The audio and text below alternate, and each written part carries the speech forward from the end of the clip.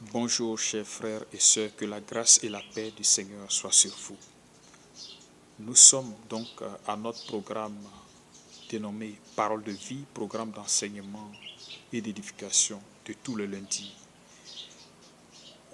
Avec votre serviteur, l'apôtre C. Désiré Brito, de la mission du Centre d'évangélisation, de formation et d'encadrement de chrétiens, basé en Côte d'Ivoire, dans le district d'Abidjan et précisément dans la commune d'Aniama.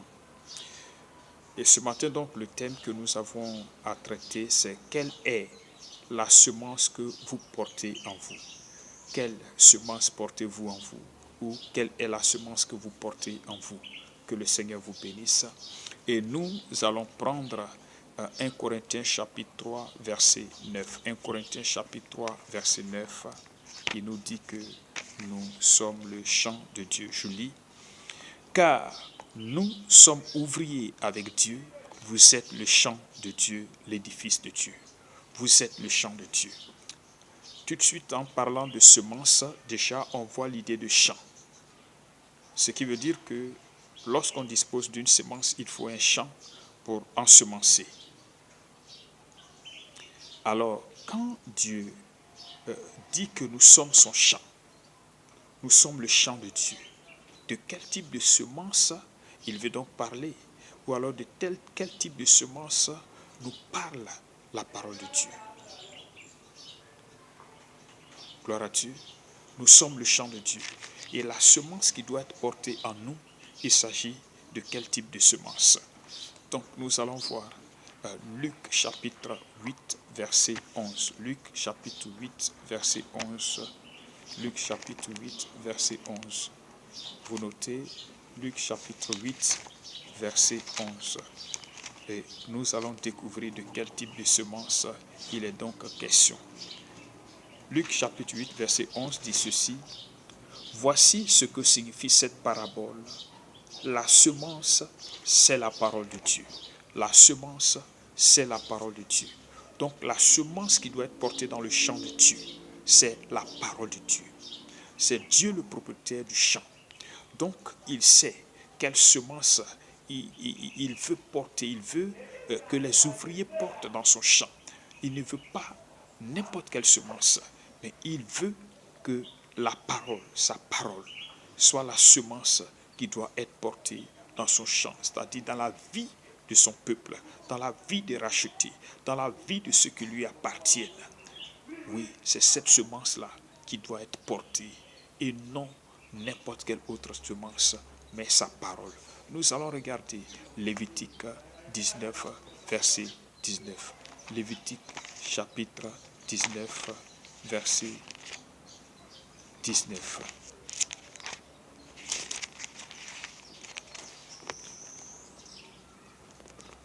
Lévitique 19, verset 19b. Il dit, tu n'ensemenceras point ton champ de deux espèces de semences. Tu n'ensemenceras point ton champ de deux espèces de semences différentes. Il dit, dans ton champ, le champ qu'il te confie, toi, ouvrier de Dieu, dans le champ de Dieu, dans la vie de son peuple, il ne doit pas y être porté deux espèces de semences différentes, deux types de semences différentes. Il faut une seule espèce de semence, sa parole. Toute autre semence en dehors de sa parole, toute autre semence qui va être portée dans son champ en dehors de sa parole ne doit pas être acceptée. Seulement sa parole est la semence qui convient à son champ. La semence qu'il veut porter dans son champ, c'est sa parole, frère. C'est sa parole, sœur. Vous êtes le champ de Dieu. Oui, si vous désirez recevoir une semence, il faut la parole de Dieu, qui est la semence de Dieu. La semence que Dieu veut dans son champ. Que le Seigneur soit béni. Alors, cette semence qui est la parole de Dieu, là, il s'agit de la personne de Jésus-Christ. La parole de Dieu nous dit, dans Jean chapitre 1, verset 1, au commencement était la parole était avec Dieu, la parole était Dieu. Et cette parole qui était Dieu là, quand vous descendez un peu plus bas, dans la suite du verset, vous verrez que cette parole a été faite chair et elle est venue habiter parmi nous. La parole de Dieu qui était au commencement a été faite chair. Et cette parole faite chair là, il s'agit de la personne de Jésus-Christ. Donc en recevant la parole de Dieu, c'est le Christ que nous recevons. En recevant cette semence, c'est le Christ que nous recevons. Christ en nous, Christ formé en nous, c'est la présence de cette parole-là qui va porter son fruit. Quand la semence se forme en nous, c'est-à-dire quand elle germe, elle croît et elle doit nécessairement porter son fruit. Lorsque Christ est présent en nous, il y a des choses, il y a des signes qui prouvent que nous sommes habités de la parole de Dieu. Nous sommes habités de la présence du Christ. Nos pensées sont impactées par la parole de Dieu. Notre langage est impacté par la parole de Dieu. Notre comportement est impacté par la parole de Dieu. Et notre vie est transformée à l'image de celle de Christ, à l'image de ce que Dieu veut, conforme à la parole de Dieu. Oui, parce que la parole de Dieu, c'est la vérité qui a franchi. Il dit que ma parole est la vérité. Et Christ lui-même a dit, je suis la vérité. Dans Jean chapitre 14, verset 6, je suis le chemin, la vérité et la vie. Je suis la vérité. Donc en recevant la parole de vérité, nous recevons le Christ. En recevant Christ, cette parole de vérité va nous affranchir. Il a aussi dit dans Jean 8, verset 32, vous connaîtrez la vérité et la vérité vous rendra libre, vous affranchira. Au verset 36, au verset 36, si le Fils vous affranchit, vous serez réellement libre. Si le Fils vous affranchit, vous serez réellement libre. Excusez-moi.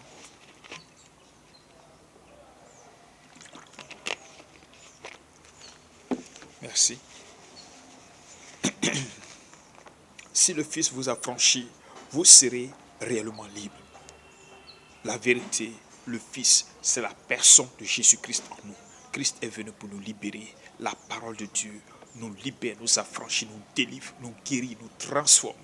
Nous transforme dans le renouvellement de notre intelligence. Donc notre façon d'apprécier les choses doit être conforme à ce que Dieu veut. Parce que la parole de Dieu habite en nous. La parole de Dieu nous donne donc de dominer le péché. Quand nous lisons 1 Jean chapitre 3 verset 8 à 9, 1 Jean chapitre 3 verset 8 à 9, nous allons découvrir cela. 1 Jean chapitre 3 verset 8 à 9. Donc la semence de Dieu, la parole de Dieu en nous permet donc de dominer le péché. 1 Jean chapitre 3 verset 8 à 9, il dit ceci. Celui qui pratique le péché est du diable, car le diable pêche dès le commencement. Le Fils de Dieu apparu afin de détruire les œuvres du diable. Le verset 9, quiconque est né de Dieu ne pratique pas le péché, parce que la semence de Dieu demeure en lui, et il ne peut pécher parce qu'il est né de Dieu.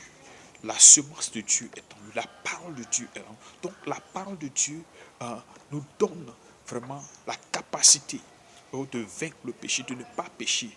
Oui, c'est comme quelque chose aussi qui nous protège, une balise qui nous protège contre le péché, un bouclier qui nous protège contre le péché. Il dit, celui qui est en Christ, celui qui a la parole de Dieu, la semence de Dieu, en lui ne peut pas pratiquer le péché, ne peut pas pratiquer le péché parce que la parole de Dieu sanctifie, la parole de Dieu purifie. Frère, je répète que le Seigneur dit, il ne veut pas de deux espèces différentes de semences dans votre vie, dans la vie de son peuple, dans notre vie. Quand nous lisons la parabole de l'ivraie dans Matthieu chapitre 13, verset 24 au verset 30, verset 24 au verset 30, la parabole de l'ivraie, du Matthieu chapitre 13, verset 24 au verset 30, nous découvrons que un propriétaire de champ avait fait son champ. Il a porté la bonne semence et que pendant qu'il y dormait, pendant que les ouvriers dormaient, et l'ennemi est venu porter l'ivraie dans son champ. Une semence que lui n'a pas prévue, une semence que lui n'a pas souhaitée, une semence que lui n'avait pas portée dans son champ, est venue à pousser dans son champ.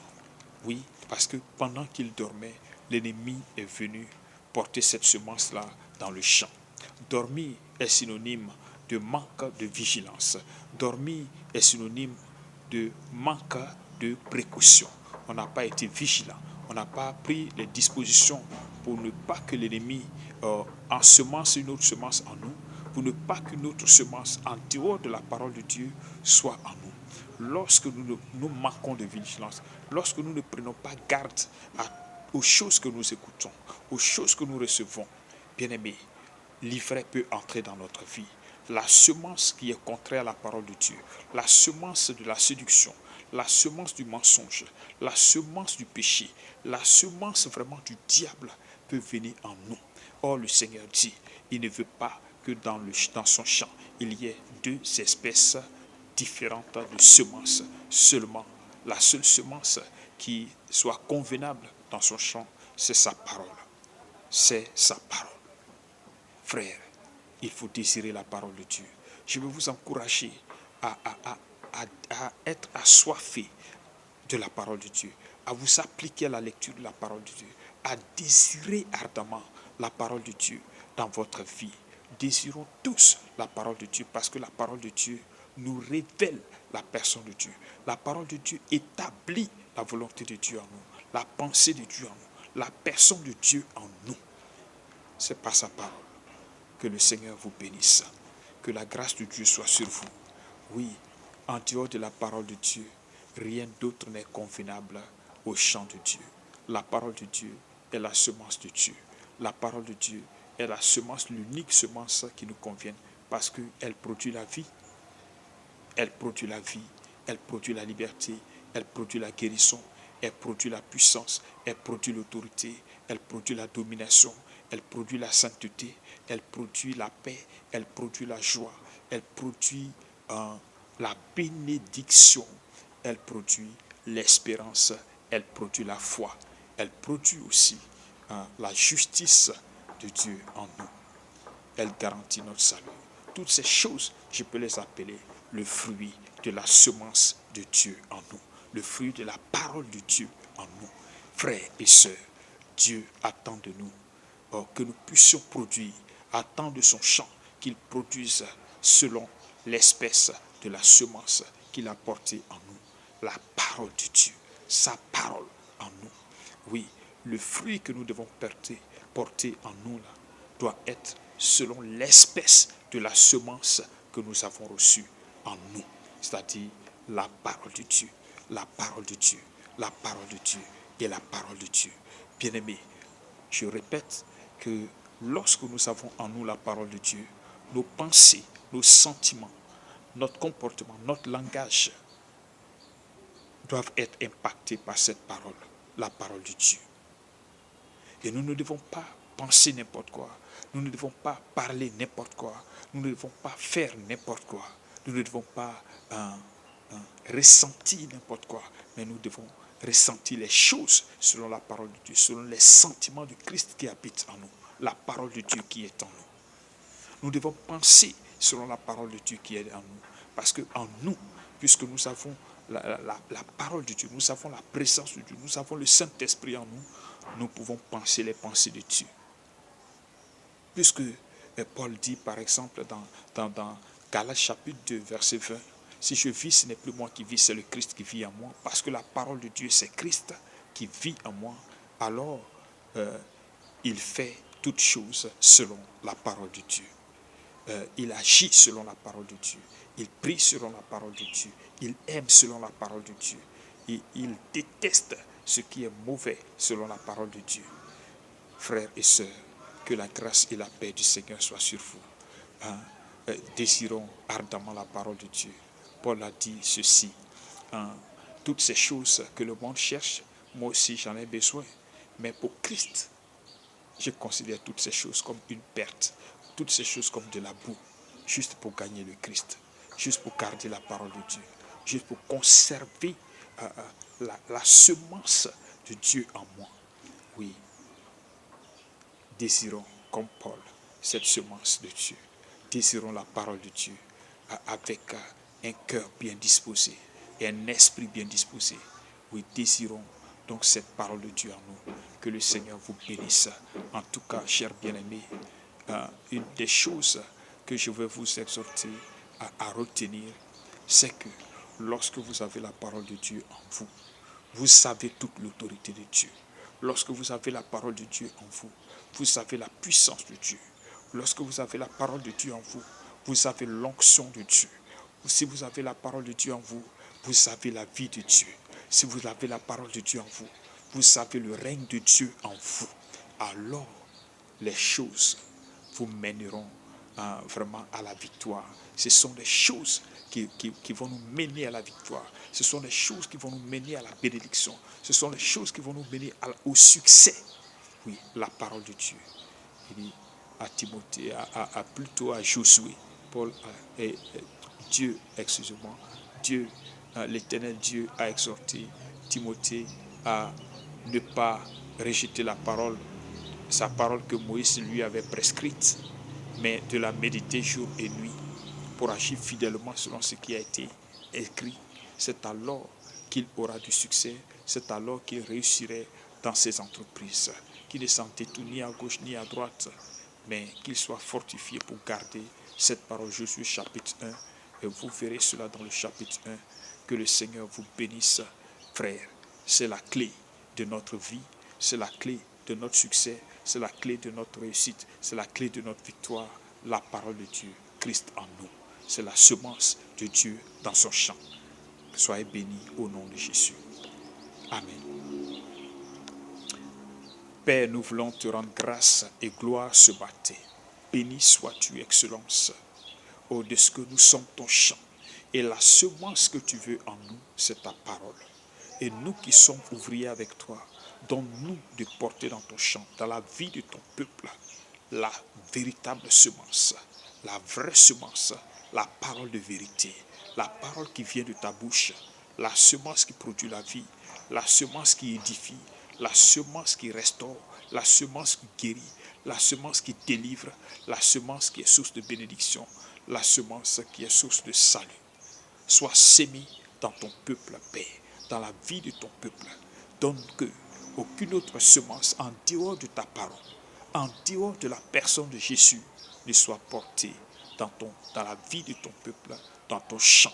C'est pourquoi je te prie en ce moment, Seigneur Dieu, tous ceux qui ont reçu en eux la mauvaise semence, Père, qu'ils soient délivrés de cette ivresse, qu'ils soient libérés de cette ivresse dans leur conscience, dans leur cœur, dans leurs pensées, dans leurs sentiments, dans leur raisonnement, Père, dans leur langage et dans leur comportement de tous les jours, qu'ils soient libérés, qu'ils soient renouvelés et que ta semence qu'ils ont reçue puisse produire en eux le fruit que tu attends. Que la gloire et l'élévation te reviennent. Béni sois-tu, roi des nations, au nom de Jésus. Que le Seigneur vous bénisse, que sa grâce soit sur vous. Vous pouvez donc nous contacter, vous pouvez nous écrire sur WhatsApp. Sur WhatsApp, vous pouvez nous écrire sur le numéro suivant 225 77 29 11 32 ou le 225 44 06 95 27. Gloire à Dieu. Donc ce sont des contacts WhatsApp. Vous pouvez aller également sur notre chaîne YouTube Mission CFEC TV 1 et 2. Vous pouvez nous écrire là-bas aussi pour partager avec nous vos préoccupations ou pour nous apporter donc vos conseils.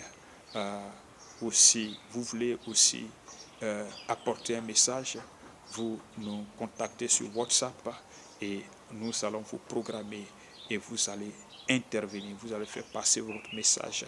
Que le Seigneur vous bénisse. Et les mercredis, donc, c'est le programme Transformation. Transformation, c'est un temps de prière, un temps d'enseignement, de prière et de délivrance. Oui, aussi, tous les mercredis, Transformation. Donc, vous êtes invités donc à suivre Transformation. Ensuite, les vendredis, nous avons l'école de la vie spéciale enseignement sur le mariage et la gestion du foyer. Et les samedis, c'est le programme suivant, Jésus-Christ est à l'œuvre, un temps de témoignage. Temps de témoignage. Que le Seigneur vous bénisse et que son nom soit glorifié. J'oubliais, les jeudis, c'est également Parole de vie, évangélisation en ligne. Parole de vie, évangélisation en ligne. Donc, nous envoyons le message d'évangélisation tous les jeudis. Alors, vous êtes invités à partager donc nos vidéos, à partager nos messages à vos amis, à vos connaissances dans tous les groupes, sur toutes les lignes des réseaux sociaux que vous avez. Partagez-les, que le Seigneur vous bénisse. C'est une façon aussi pour vous de répandre l'évangile que nous partageons avec vous. Que le Seigneur vous bénisse, que sa grâce soit sur vous. Soyez bénis au nom de Jésus. Amen.